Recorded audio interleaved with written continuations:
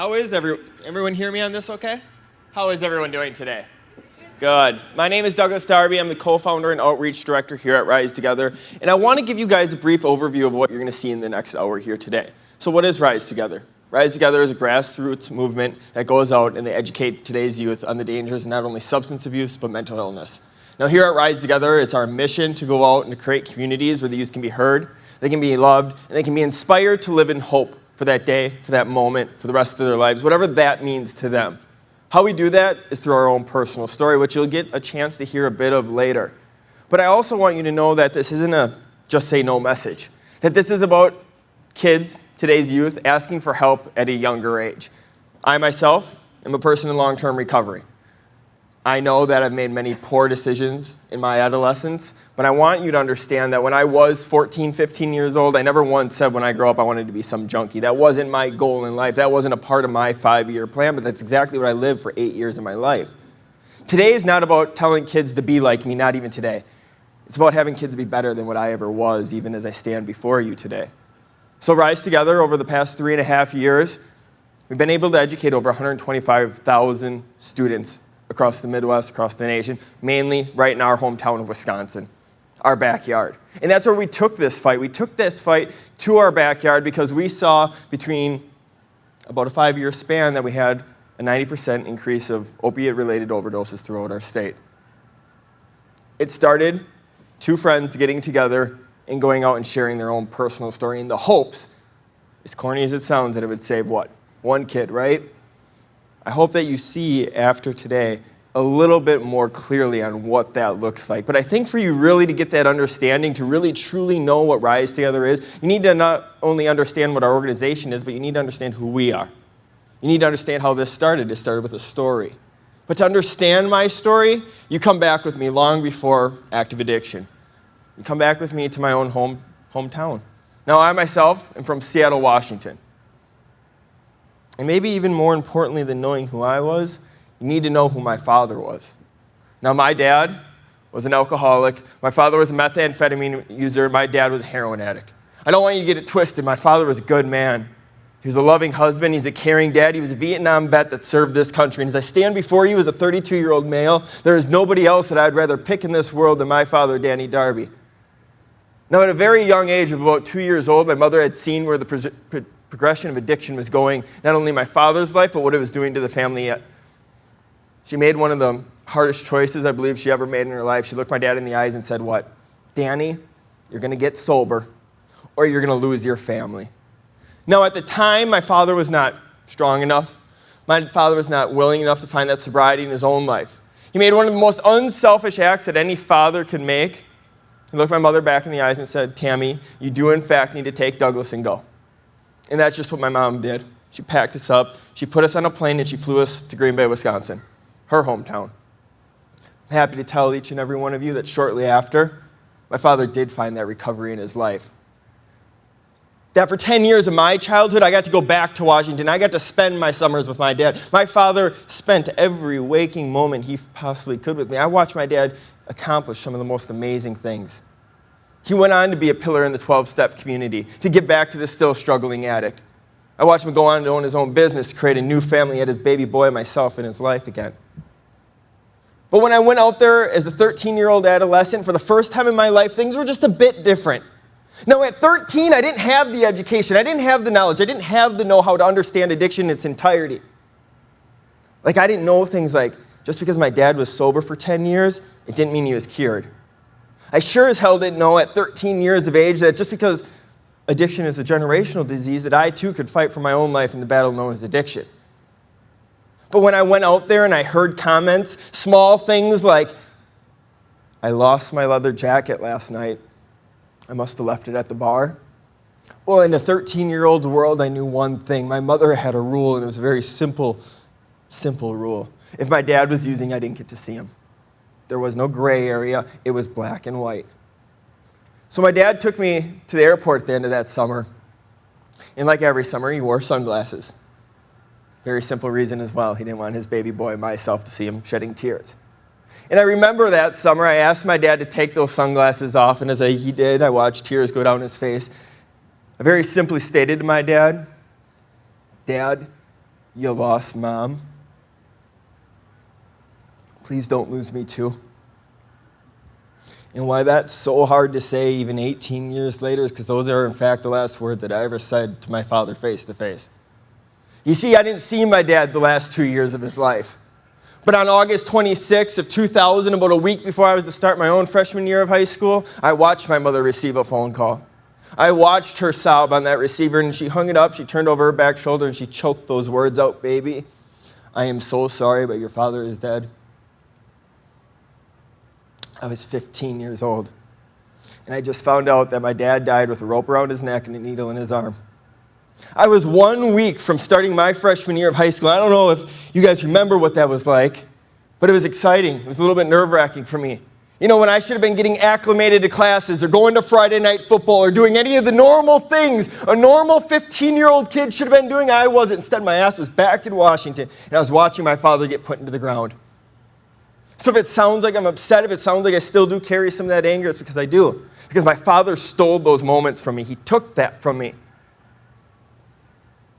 I had drawn it in stone, if you will, right then and there that I was never going to do that. I was never going to become what my father was. I was never put my family through the things he put me through. But you also need to understand who I was as an adolescent. Let me tell you what I wasn't. I wasn't a straight-A student. I was not the all-star athlete. I was a 15-year-old kid that had dreadlocks to the middle of my back, wore big hemp necklaces. I drove an '89 short school bus. And to be perfectly honest with you, I still have pot leaves tattooed on my body to this day. It was something I was flamboyant with, right? Something I was good at. I used to joke that I wanted to be some rock star. I just never wanted to play music, or even to the point that I wanted to go pro in addiction. Like it was some kind of badge of honor to carry around with me. Again, at 15 years of age, I didn't really have the understanding of what addiction was in its entirety. I'm not here today to talk about gateway drugs. I'm here to tell my own personal story. So yes, myself, I tried marijuana at the very first time at the age of 9 years old. I started every day actively using right around the time of my father's death, 15 years old. But to me, the addict, regardless of the substance I first tried, when I did try that substance, it opened Pandora's box in my head. I tried it, I liked it, and I thought, man, I wonder what else is out there. And over the next 4 years of my high school career, the more I tried, the more I liked, and the more I liked, the more I tried. So regardless if it was the hallucinogenics or the ecstasies or the cocaines or the methamphetamines or the plethora of pharmaceutical drugs that ran rampant through my all-American Midwest D1 high school 10, 12, 14 years ago, not only were these pills and prescription medications accessible, but they were acceptable. Because that education lacked, I had excuses like a doctor prescribed it, how bad could it possibly be? Because I didn't know at 15 that a simple Vicodin pill was the same high, the same makeup as putting a syringe loaded with dope in my arm. I was not taught that. I didn't know that the Vicodin, Percocet, Oxycontin, oxycodone, Dilaudid, fentanyl, methadone, morphine were all just synthetic heroin. I wasn't taught that. I did not know that. How I was introduced to Vicodin? A buddy showed it to me, and I said, what does that do? And he said, it's like smoking 10 joints. And you know what? When I took it, it's exactly how it made me feel. So that's the information that I believed. Because I started using at such a young age, as many of you know, and it's been up here on many different slides earlier in this day, because I started using at such a young age, I stopped progressing, mainly emotionally and mentally. Those things are things that have carried with me even into my adult years. Because I get it, guys. We can talk about heroin, right? We can have that word. We can say heroin, and what do we associate with that? Well, we associate with things like needles and disease, and overdose and death, and crime and incarceration. We think of heroin, and we go, people go to die on that drug. People use that drug at the end of their rope. But when I tried it a week out of my senior year of high school, because I was already physically and mentally addicted to pharmaceutical pills, well, it wasn't this huge leap into the world of the unknown, right? For me, it was just a small step. And again, because I started using at a young age and stopped progressing in those mentalities, I still had all the excuses that went along with a 15-year-old child, even though now I was an 18-year-old adult. But now instead of a doctor prescribed it, how bad could it possibly be? Now it's things like, don't worry, at least I'm not putting a needle in my arm. I still have things under control.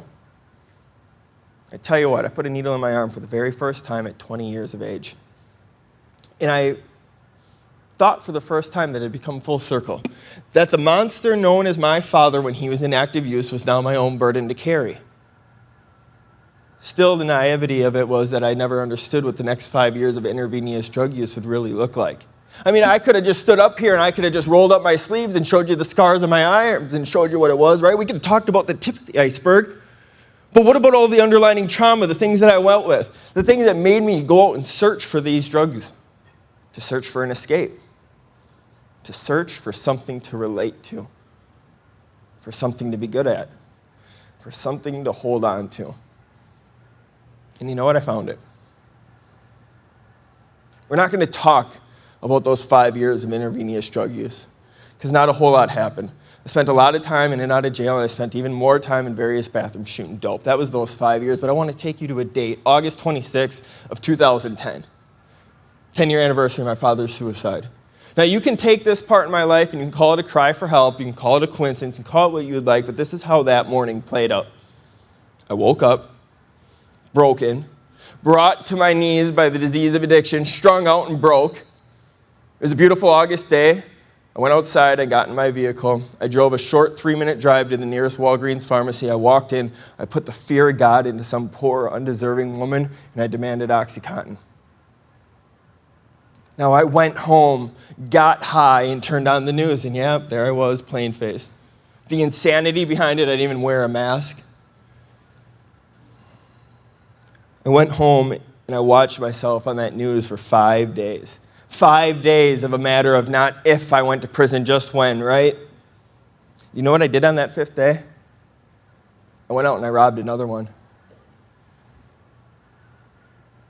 And the only way that I can really bring that insanity to light from you is the fact that at 25 years of age, guys, I accepted the fact I was going to die a junkie. Maybe not even accepted it. Maybe by 25, I was already welcoming it. My door was kicked in on September 9th of 2010 by the SWAT team of Brown County for the 3rd time in my life. By this time, I was already a 3-time convicted drug felon. And it wasn't my first rodeo. It wasn't like I wore a mask. It wasn't like I was trying to hide it. But when they came and they arrested me and they took me to jail, you can call it that rock bottom, if you will. But the real rock bottom actually came the day after, I think. It's the day I wear tattooed on my left arm. Now, September 10th of 2010, yeah, that's the first day in my life that I never put a needle in my arm. The first time. It's also the day that I woke up in India Pod in Brown County Jail in Green Bay, Wisconsin, and I had a stack of white paper under my door. Now, for any of you that have been to jail, you probably know what those pages are. Within those pages were my charges. Those charges had numbers attached to it, and those numbers represented years of my life. And as I flipped pages and added years and added years and added years, when I got to the end, I found out I was facing 88 years in prison. I was 25 years. I was facing 25 years on repeaters alone, because in the great state of Wisconsin, if you're even charged with 2 felonies on a 5-year basis, you're known as a habitual criminal. That's exactly what I was. September 10th of 2010 is the day I stood for count in Brown County Jail, and when that cleared, I walked my butt to the showers. I took my own jail pants off, I wrapped them around my own throat, I strung them up in the shower, and I attempted to take my own life. And as I sat there dying in that shower that day, well, there wasn't hope. There wasn't a light at the end of the tunnel. I just wanted the pain to stop. Now, I need to show you how exactly full circle this story comes for me, because I didn't stand up on my own free will that day. I stood up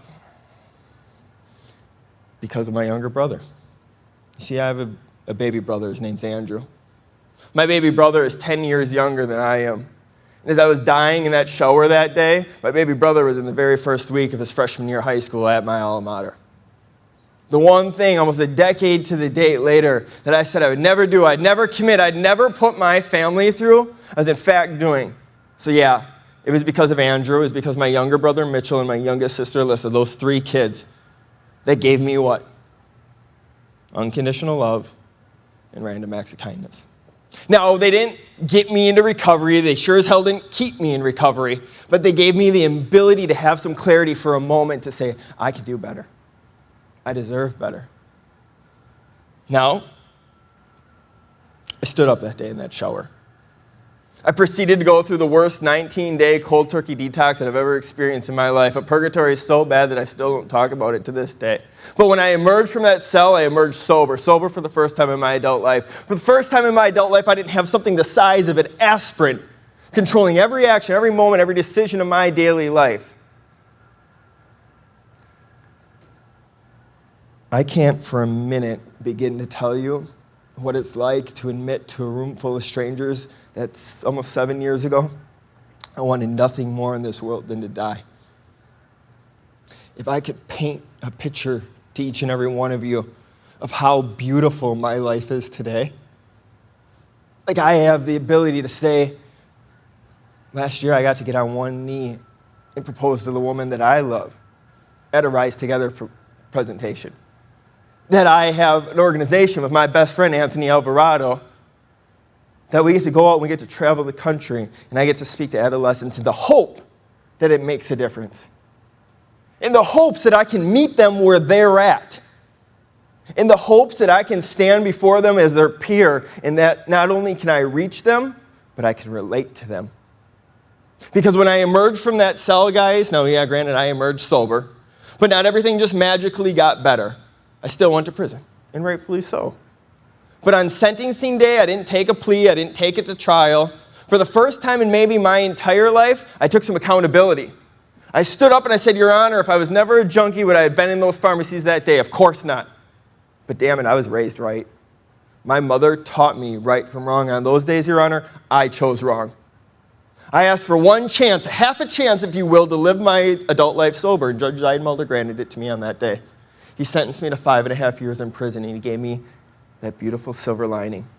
He looked at me and said, Young man, I'm going to give you the ability to earn, and I stress, earn your release early. Well, what that looked like for me was after 2.5 years of incarceration, I got the ability to go to a treatment facility program, a 6-month inpatient treatment facility program, intensive 16-hour days of AODA, criminal thinking, anger management, rational thinking, cognitive thinking, schooling, surrounded by what? A military-style boot camp. It was a 6-month program, 6 months, 180 days, and I go home. 6-month program took me 7.5 months to complete. Why? Because I didn't give a shit what some piece of paper on a wall said. What did they know about me? What did they know about losing their father at the age of 15? What did they know about addiction? What did they know about incarceration? What did they know about a sexual assault that happened to me as a small child? But you know what? That trust started to build. Those walls started to come down. But why I bring this point up in our conversation is because Rise Together goes out and we advocate for more treatment services. Because if we take a look at it in its entirety, I know in my state of Wisconsin, even with the best insurance, you're basically going to get about 28 days of treatment. Well, I just told you that I went through 19 days of a cold turkey detox, where I couldn't make it to the bathroom, let alone could I make it to a meeting or to a group session. I was incarcerated, sober incarcerated for 2.5 years before I went to treatment, and it still took me 1.5 months to buy in. I'm not saying that the system is broken, I'm saying that it needs to get better. I'm saying that for something to be broken, it had to work in the first place. I had to become a 7-time convicted felon to go to a 6-month inpatient treatment. And you know what? Most of it, if not all of it, is my fault. And I know that. But guys, if it wasn't for that treatment, if it wasn't for that programming, I would have got out of prison about 14 months ago. Instead, I've been out almost 4 years. I got a best friend, business partner. I'm living my dreams. But what that took, what that looks like, is the understanding that we have work to do. It's the understanding that we still go out and put our best foot forward. It's the understanding that we do this together, because I'm going to tell you what, a program isn't going to fix your community. Not even the best one, but relationships will. But if we can't relate to the students, how do we expect them to react back to us? How do we keep that open dialogue going? I hope you learn a lot from this, and I hope you come up after and you continue that networking. When Anthony Alvarado and I got started 3.5 years ago, we literally had people in our state saying, not only shouldn't you do this, but you can't do this.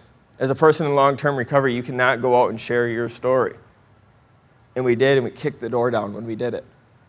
And it's been an amazing ride, and it's been fantastic throughout. But the hopes is to keep it going. The hopes is to have a 15-year-old kid come up and have the courage that I never did. It's to go up there and say, look, I'm not here to tell you how to live. I'm not here to say if you've drank a beer or you've smoked a joint in your life that you're going to grow up, you're going to be some junkie, and you're going to go to prison like I did. Again, it's a simple understanding. We've all learn from others' mistakes, right? Well, in this presentation, we just ask that you let us be the others. I have to thank each and every one of you for inviting me here today. This is what keeps me sober. This is the accountability that I have to carry day in and day out with the responsibility of sharing my story. I can't tell you how impactful it was to go through the lineup of speakers and see the amount of talent that I got to share here today. Now, I don't have any fancy letters behind my name, but I do like to joke that I have a master's in addiction and a minor in incarceration. That wasn't on the pamphlet. But in all honesty, guys, we're all one, right? We know that. I'm not up here telling you anything new. But I am asking that you go out and you put your best foot forward, even beyond what you're doing today. And if you're sitting there honestly going, what can I do any more than I already do? Well, I always go back to this. Just think about it. I'm just some junkie up here talking. Thank you so much, guys.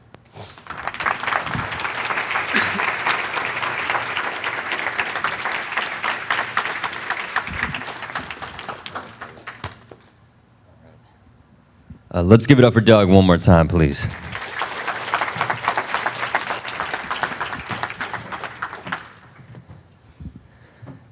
So I know sometimes as a speaker, we really try to prepare for whatever comes up, whether it's technical issues, conversation, bringing something new to the table. And then I started to think about the conversation that we're having, and about addiction and mental health, and how can we work better together as professionals to help curb maybe some of the problems that we see in our community.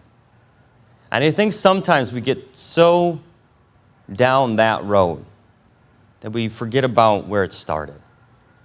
So I thought today it would be so important to remind you what a person in recovery can do while in recovery.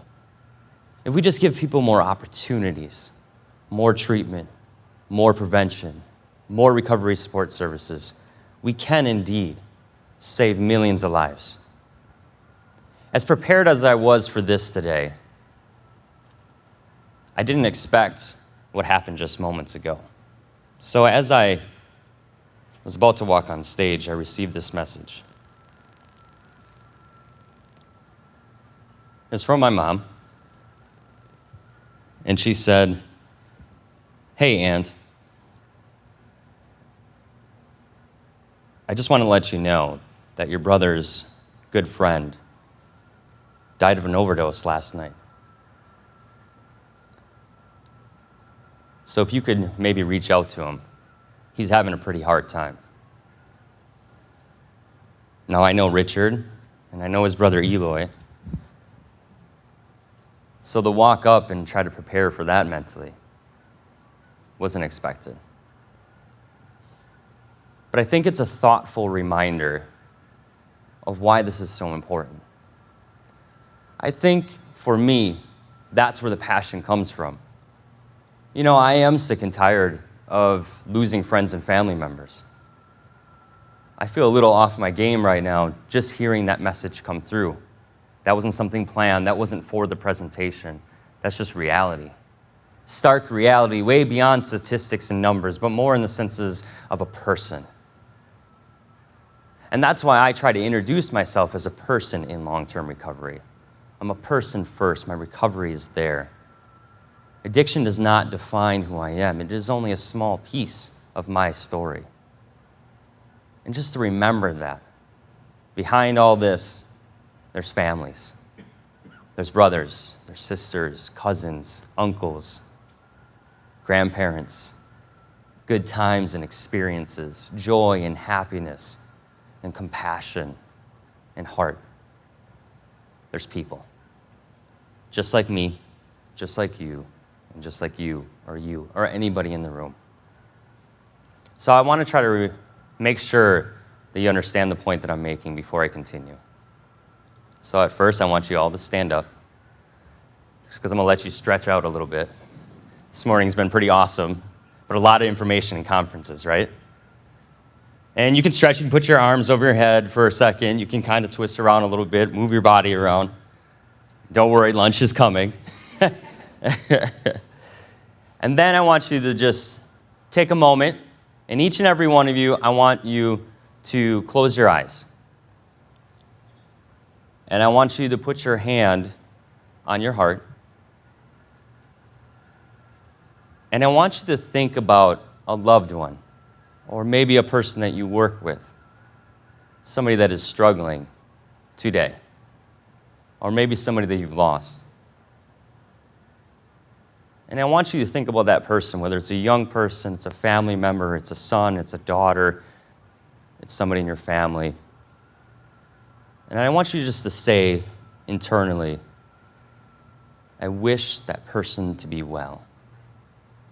I hope they can be happy. I want them to live. And just think about that for a second. That's what's important.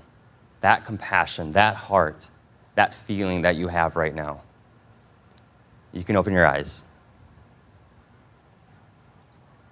It's important to set back and have that moment with each and every one of you, because I think that can drive us through some of the most impossible tasks that we have as professionals.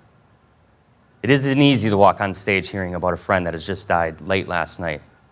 It isn't easy doing the work that we do as professionals, a social service, a public service, fighting stigma, fighting realities that are almost impossible, a mountain to climb, that we may never see the top, but together we can at least start climbing different sections of it. And that's why this is so important today. You can sit back down.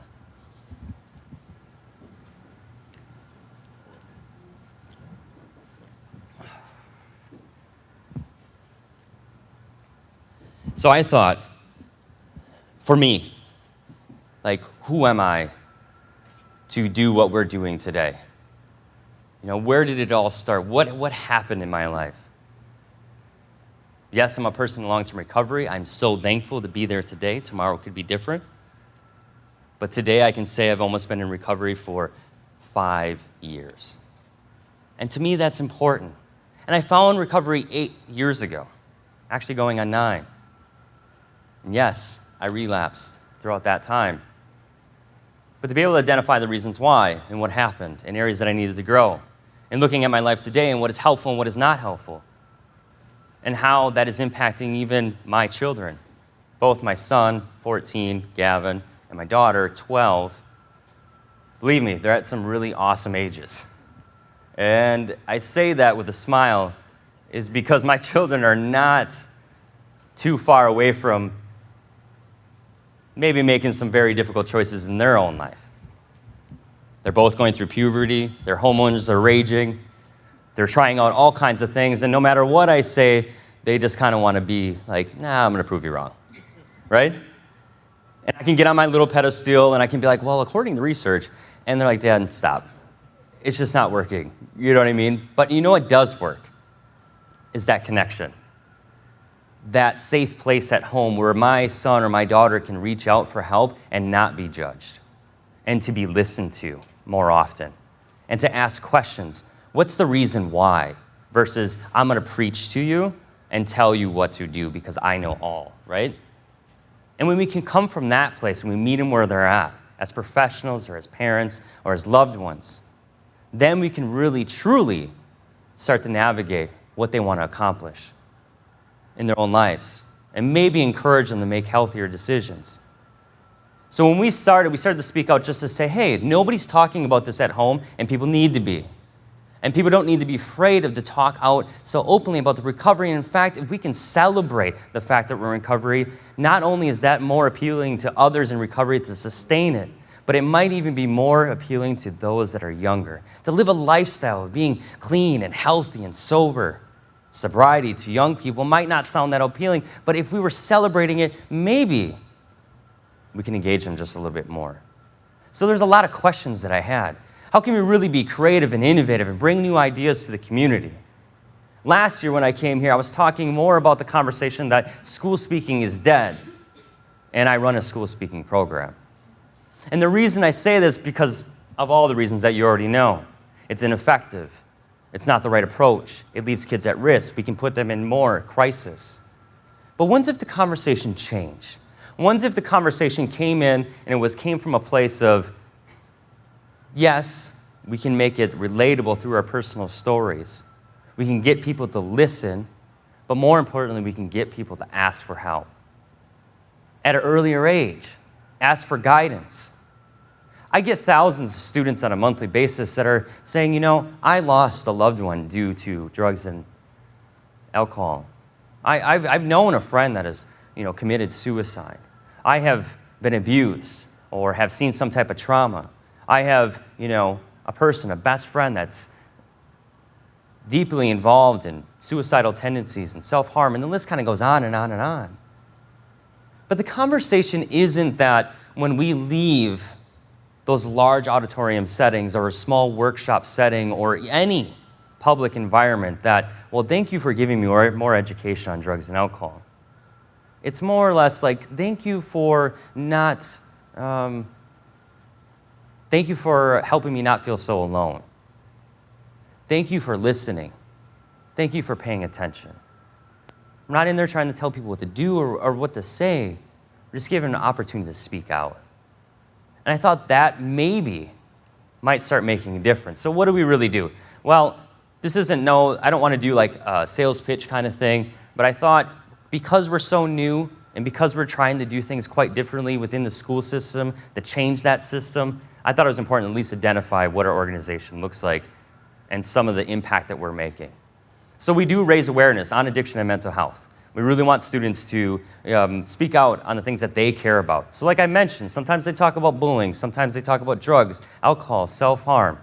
I mean, these kids are literally telling me stories, and as professionals, that are somewhat almost impossible to listen to at a small, young age of 14, 11, 12 years old, or even sometimes younger. These students are experiencing this great amount of trauma, abuse, sexual assault.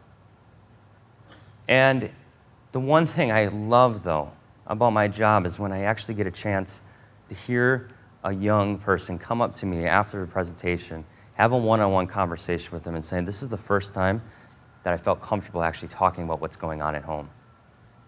And to be able to take that person and mentor them and coach them and provide them with resources that are available has helped to save lives.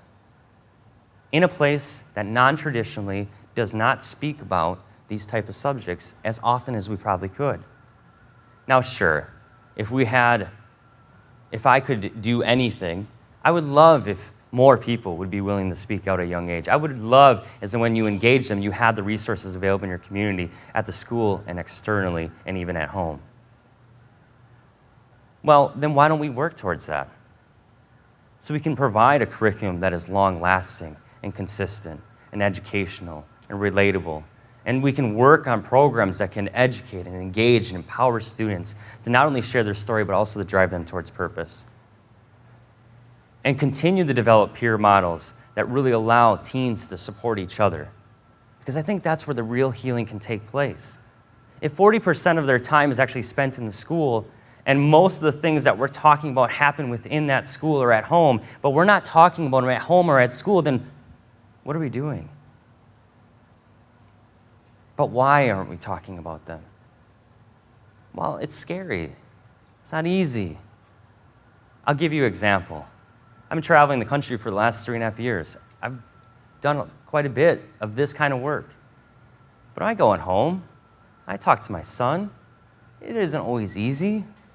This year alone, I've watched him go through puberty. I've watched him think about self-harm. I've watched him struggle with suicidal tendencies. I've watched him receive treatment and be successful. I've also watched him make some challenging decisions at school that impacted his academics. I've seen him stressed, somewhat depressed, but I've also seen him smile when he was supported and he was given a chance to grow. All those things, whether it was risky behavior, decisions, poor choices, as a parent, I wanted to come in and protect. As a parent, I wanted to come in and control. As a parent, I wanted to say, you're doing wrong. And automatically, from like this weird place, even though I know it wasn't the best, I wanted like, you're grounded forever, right? I mean, who here has kids? Raise your hand. Right? And you want the best for them. But then I started to realize, like, what was making a difference in my son's life are things that we know.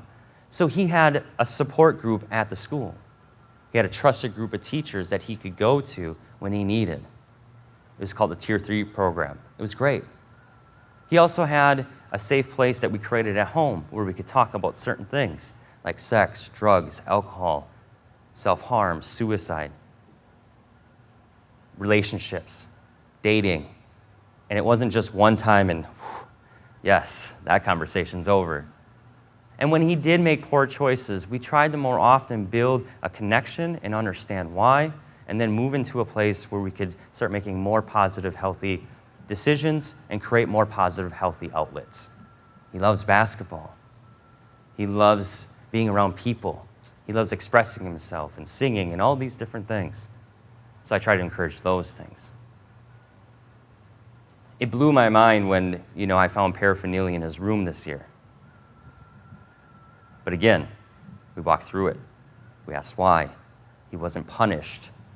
He was more or less educated and empowered to start making a better choice. Now, I wanted the ground for the whole summer.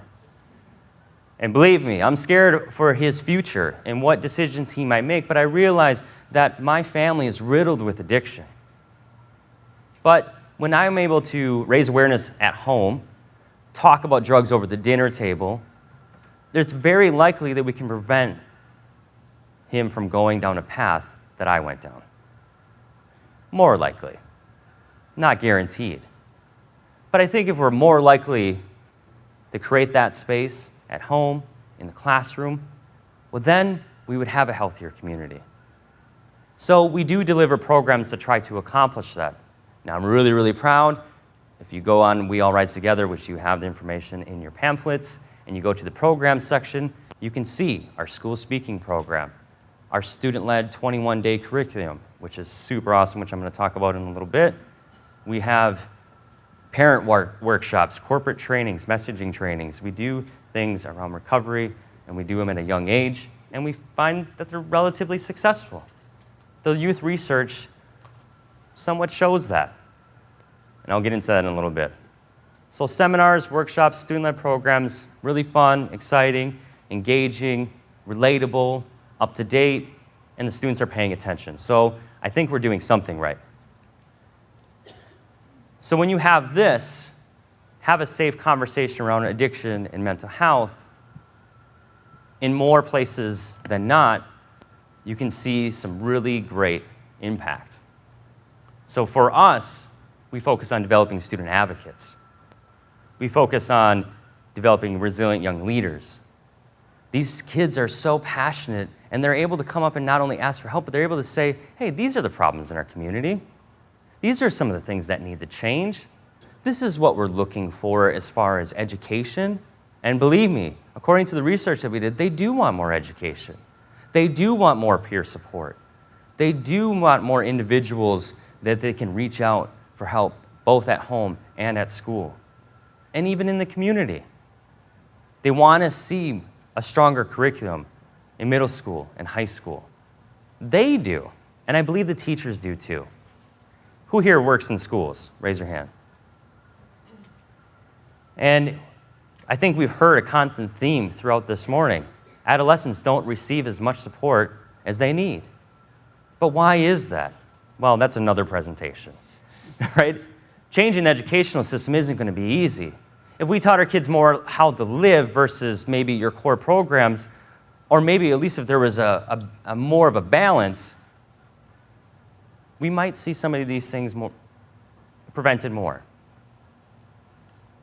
Now, receiving student testimonies are great. I love the conversation. They love what we're doing, they love us, and it's awesome. But I'm always a man of integrity. I always want to figure out ways, how can we do more? How can we impact more? And how can we do it in a new way that's actually up to date with our students that we're in front of, right? And that's hard for me. So I'm just asking a lot more questions. In our student analysis, yes, it's really cool to be able to say, yes, after a presentation or a workshop or a public engagement, 80% of the students are less likely to use drugs and alcohol. That's awesome. Fantastic. But what does that really mean, right? And I even got a chance to work with Sarah and like really tease out some of the analysis questions and the survey questions for this new year, which that data is not available yet, so I'm not going to be able to show that to you, but I will be hosting it online soon, so stay tuned. You can actually just subscribe to our email list, and you know the work. We can send that information to you. But this is important.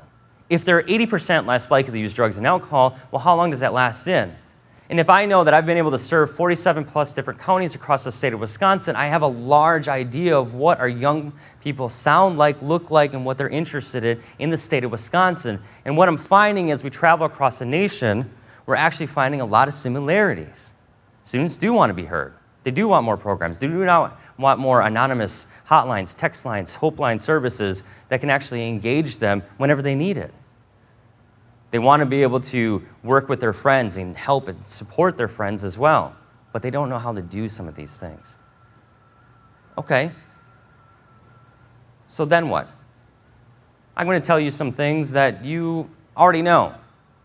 I mean, when we found out that 1 out of every 2 students that use drugs and alcohol before the age of 18 are continuing to use, so about 50%, regardless of risky behavior, I started to ask more questions. Why?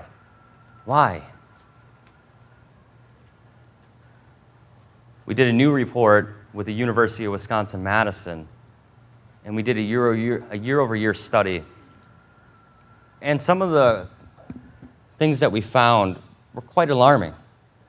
You know, up to 70% of the students that we've been able to survey in the state of Wisconsin already use some form of drugs and alcohol before the age of 18. 70%.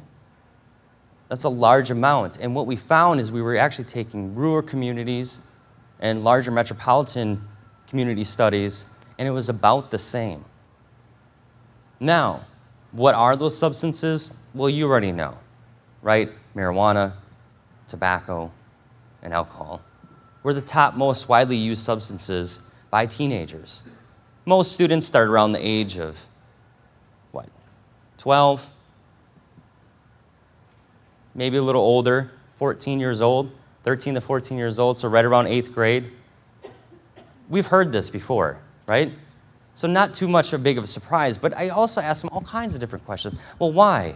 Well, I'm curious, right? They're socially acceptable, they're accessible, they're available. I don't see them as a risk. I'm not going to end up like that. And besides, any education that we do have in school isn't engaging anybody.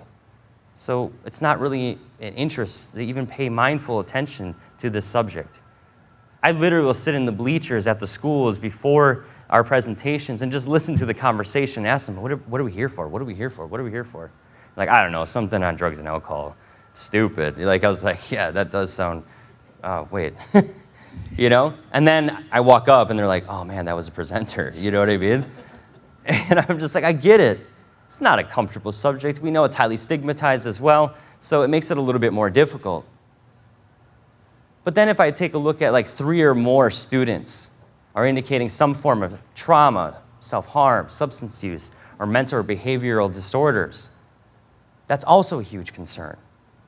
And then on top of that, that peer use, it's readily available, some of the things that we mentioned before, and a high amount of stress, and low self-esteem, and indication of poor grades, poor academics, not feeling good enough, is always a constant conversation that I hear. Now, don't get me wrong. When I look at national studies, it's comparable. It's almost exactly the same. Yep, they were curious, it's easy acceptable, they don't see it as a risk, and they're not really having that conversation at school, but let's just keep on doing the same thing. So for me, I'm like, we can't do that anymore, because if we have a drug epidemic, a teenage drug epidemic in our country, and nobody's willing to talk about it, it will never change. If we have addiction pandemic in our country of young people and beyond, and nobody talks about it, nothing will change. So how can we simplify it? How can we make it really, really easy? So I figure conversation's key. I keep on going back to it. I read about all these different models and these programs and research, and I'm diving into all this stuff, and I keep on going back to just the power of language. I mean, yes, I'm a speaker, motivational speaker. I hate saying that. You know, I'm really a communicator. And if we can really communicate more often, we do see some positivity. Group therapy, talk therapy. I mean, think about the power of that. It's so cool when I get to work with students that literally will raise their hand and say, today is the day that I'm thinking about killing myself, right in front of like 800, 900 other peers. But then be able to take that student, get them in a safe place, talk with them one-on-one or in a group setting. And before you know it, students are helping students. Well, one time I was thinking about suicide and I did this and it helped. Or one time I was thinking about this and I did this and it seemed to work pretty well. And then to be able to provide other ways to engage them with educational content. Like working with the National Suicide Prevention Lifeline, they have a really great Be the One to campaign. Be the one to save a life. It's just a really simple way to teach students or peers how to help other peers. Biggest questions I get is, how can I get involved and how can I help my friend? How can I get involved? How can I help my friend? You know how exciting that is? That's part of the answer. They want to get involved, they want to speak out, they want to share their story. Awesome, right? If we can say stigma is like a root cause to this addiction epidemic, the very silence of our nation continues to kill millions of people on a yearly basis, and people want to conversate, we should be jumping up in the room, right? Young people want to conversate. Could you imagine a world where like millions of people, millions of young people at the young ages of middle school and high school and college are just boisterous about what they believe in, talking about issues that they care about, advocating at a young age, changing the very community culture right in their own hallways on a daily basis, standing up for what they believe in, helping individuals that are being bullied, helping individuals that are struggling with drugs and alcohol, and supporting them so that student consistently on a daily basis doesn't feel alone. Think about that. So I think about that every day. And I really think like Rise Together, as awesome as I think it is, it's only a very small part of the solution. So we're going to keep on doing research. We're going to keep on asking questions. We're going to keep on putting together really easy to deliver programs that schools can use all across the country, that families can use at home. I think it's really important that you check out, some of those resources that we have listed online. We have a Find Help section. We have a program section. We have a youth research section. You literally can download our youth research, our year-over-year study that we did at the University of Wisconsin, right in that youth research section. You can use it as professionals. You can take a look at that data. And that's my role. I'm just trying to create enough conversation and enough research to give it back to you so you can do your jobs better. I think that's how we change our community. I think that's how we change our schools. Take what we have and support it more than we have. Thank you so much. My name's Anthony.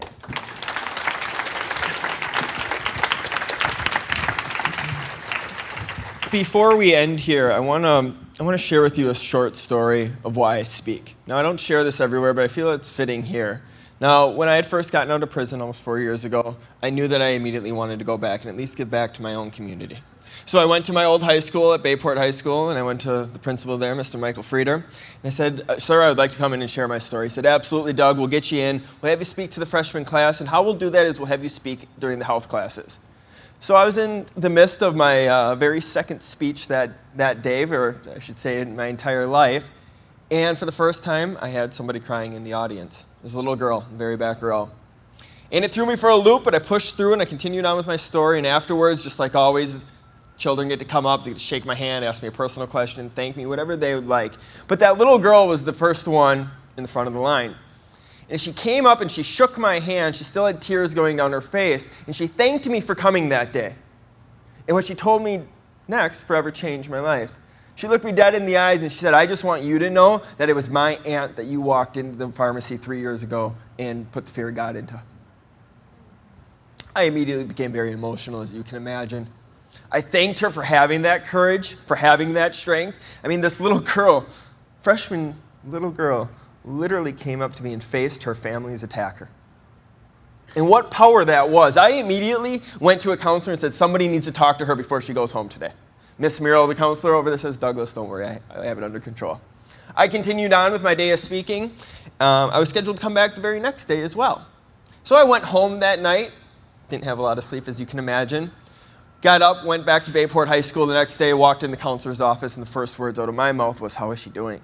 Miss Muriel said, don't worry, Doug. I talked to her just a few moments ago. Everything's fine. She's great. But I do want you to know that her aunt called this morning.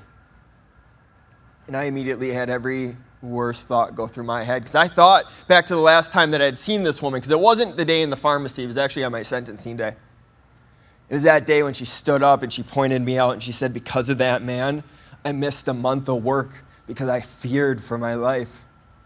Because of that man, my entire family wants me to go through a career change because they're not comfortable with my safety of what I do today. It was the first time in my own life that I understood truly what a ripple effect was, positive or negative. I immediately had, every bad thought go through my head.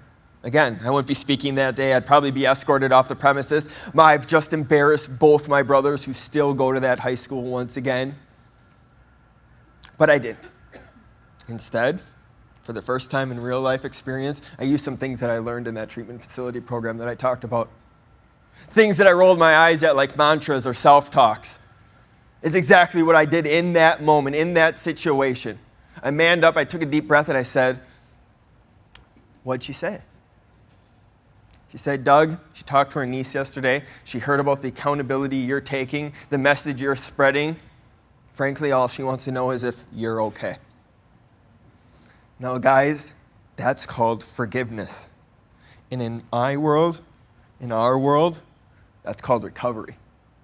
I thank you guys for being the fire walkers with us, because I've come to learn in this industry that some flames are too big to walk around. You walk through them.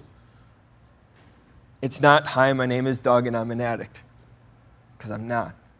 It's, hi, my name is Douglas Darby and I'm a person in long-term recovery. And what that means to me is that I'm a good friend.